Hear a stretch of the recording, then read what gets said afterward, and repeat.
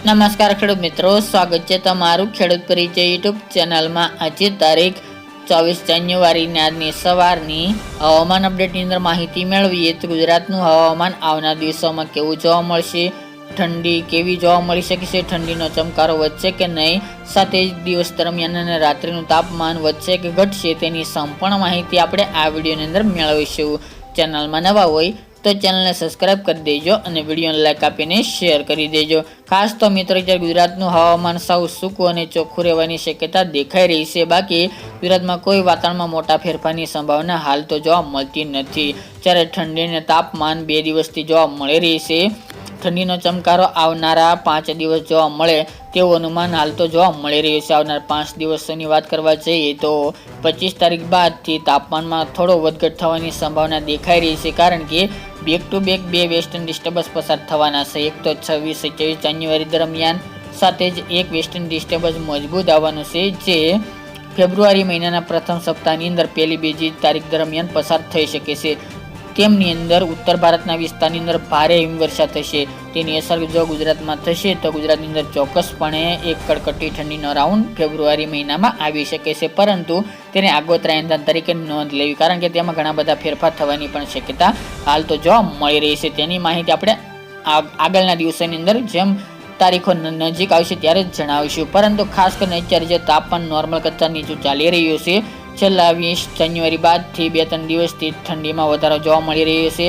તે ઉપરાંત ગુજરાત ઉપર કોઈ સિસ્ટમની અસર હાલ તો નહિવત જોવા મળી શકે છે, તેમજ જે તાપમાન છે નોર્મલ ચાલી રહ્યું છે તેમાં 1 થી 2 ડિગ્રીનો 25 તારીખ બાદ વધારો થવાની સંભાવના છે। જ્યારે સૌરાષ્ટ્રનું તાપમાન 14 થી લઈને 17 ડિગ્રી વચ્ચે ચાલી રહ્યું છે, તેમજ અન્ય વિસ્તારની અંદર જૂનાગઢ, પોરબંદર, દ્વારકામાં પણ આની કરતાં નીચું તાપમાન રહી શકે છે। મધ્ય ગુજરાતની અંદર આણંદ, નડિયાદ, કપડવંજ, અમદાવાદ, ગાંધીનગર એ વિસ્તારની અંદર હજુ 2 દિવસ 12 થી લઈને 14 ડિગ્રી વચ્ચે તાપમાન નોંધાઈ શકે છે, તેમજ અમુક સેન્ટરની અંદર 10 થી 13 ડિગ્રી તાપમાન જોવા મળશે। પૂર્વ ગુજરાતની અંદર સૌથી નીચું દાહોદ અને ગોધરા અને ખાસ કરીને બોર્ડર લાગુ વિસ્તારની અંદર હજુ 2 દિવસ 10 થી 13 ડિગ્રી વચ્ચે તાપમાન રહી શકે છે। દક્ષિણ ગુજરાતની અંદર સુરત, વલસાડ, નવસારી, તાપી, ડાંગ, ભરૂચ, અંકલેશ્વર, નર્મદા સહિતના વિસ્તારની અંદર 15 ડિગ્રી કરતાં પણ ઉપર તાપમાન રહેવાની શક્યતા રહેલી છે। ઉત્તર ગુજરાતની અંદર સાબરકાંઠા, બનાસકાંઠા, પાટણ, મહેસાણા, અરવલ્લી આ 5 જિલ્લાની અંદર તાપમાન નીચું જોવા મળશે, જેમાં 10 થી 12 ડિગ્રી જોવા મળી શકે છે। કચ્છના નલિયામાં તો નીચું તાપમાન રહી શકે છે।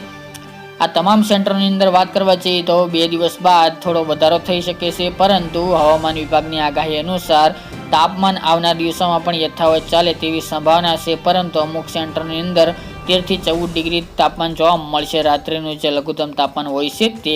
બાકી ગુજરાતના અન્ય વિસ્તારની અંદર થોડો તફાવત 2 થી 1 ડિગ્રીનો જોવા મળશે, જેમાં સૌરાષ્ટ્ર હોય અને દક્ષિણ ગુજરાતનો વિસ્તારનો સમાવેશ હાલ તો જોવા મળી રહ્યો છે। બાકી ગુજરાતમાં હાલ કડકડતી ઠંડી 31 તારીખ સુધી આવે તેવું હાલ તો જોવા મળતું નથી, પરંતુ ત્યારબાદ જો વાતાવરણમાં ફેરફાર એટલે કે સિસ્ટમ ગુજરાતને અસર કરશે તો ચોક્કસપણે ગુજરાતની અંદર ઠંડી વધી શકે છે, પરંતુ ત્યાં સુધી ગુજરાતની અંદર તાપમાન જે ચાલી રહ્યું છે તેમાં 1 થી 2 ડિગ્રીનો વધઘટ થવાની સંભાવના હાલની અપડેટ મુજબ જણાઈ રહી છે। બાકી ગુજરાતમાં તાપમાન યથાવત નોર્મલથી સામાન્ય રહેવાની સંભાવના છે। બપોર દરમિયાનનું જે લઘુત્તમ મહત્તમ તાપમાન છે તે અત્યારે 28 થી લઈને 30 ડિગ્રી આજુબાજુ જોવા મળશે। આવનાર દિવસોની વાત કરીએ તો એક વેસ્ટર્ન ડિસ્ટર્બન્સ મજબૂત પસાર થવાનું છે, તેની અસર અત્યારની વેધર મોડેલ પ્રમાણે હાલ તો કોઈ ચોક્કસ અપડેટ મળતી નથી, પરંતુ તેની લેયર જો ગુજરાત સુધી પહોંચશે તો ગુજરાતમાં ચોક્કસપણે ઠંડીનો રાઉન્ડ જોવા મળશે, અને ખાસ તે હિમવર્ષા થશે ઉત્તર ભારતના વિસ્તારની અંદર, તો ત્યાંના ઠંડા પવનો ગુજરાત તરફ આગળ વધશે તો ચોક્કસપણે ગુજરાતની અંદર 1 ફેબ્રુઆરીથી ઠંડીમાં વધારો થાય તેવું અનુમાન હાલ તો જાણવા મળી રહ્યું છે। પરંતુ હાલ તેના મતભેદ ઘણા બધા છે, જે સિસ્ટમ કેવી હશે, કેટલી મજબૂત હશે તે ઉપર નક્કી થશે। તે ઉપરાંત વાત કરીએ તો પવનની ઝડપ અત્યારે 7 થી લઈને 12 કિલોમીટર પ્રતિ કલાકની ઝડપે નોર્મલ જોવા મળશે 25 તારીખ બાદ, પરંતુ હજુ 2 દિવસ ઝટકાના પવન તેમજ કોઈક વિસ્તારની અંદર થોડો પવનની ઝડપ વધુ જોવા મળી શકે છે આપણે જણાવીએ તે મુજબ। તે ઉપરાંત એક ઝાકળ વરસાદનો પણ રાઉન્ડ આવી રહ્યો છે, તેમાં પણ હાલ કોઈ ફેરફાર નહીં થાય। આજથી મોટાભાગના સેન્ટરની અંદર ઝાકળ વરસાદની એન્ટ્રી થઈ શકે છે। ગઈકાલના રોજમાં પણ સૌરાષ્ટ્ર અને કચ્છમાં હળવા સામાન્યથી મધ્યમ ઝાકળ વરસાદ અમુક સેન્ટરની અંદર જોવા મળ્યો હતો। ઝાકળ વરસાદમાં વધારો થાય તેવું હાલ અનુમાન જોવા મળી રહ્યું છે, અને 26, 27 અને 28 જાન્યુઆરી દરમિયાન ભારે ઝાકળ વરસાદ જોવા મળે તેવું પણ હાલ તો અનુમાન જોવા મળી રહ્યું છે, જેની તમામ ખેડૂત ભાઈ નોંધ લેવી, કારણ કે ઝાકળ વરસાદને કારણે શિયાળુ પાકને ભારે નુકસાની પહોંચતી હોય છે. તો મિત્રો હાલ તો ગુજરાતનું વાતાવરણ સાવ ચોખ્ખું જોવા મળશે. માવઠા અને વરસાદની કોઈ સંભાવના દેખાઈ રહી નથી. કોઈ સિસ્ટમ આવવાની પણ શક્યતા ખૂબ ઓછી છે. તો મિત્રો આ અત્યારની વહેલી સવારની અપડેટ. ફરી એક નવા વિડીયો સાથે મળીશું. આજ માટે એટલું જ.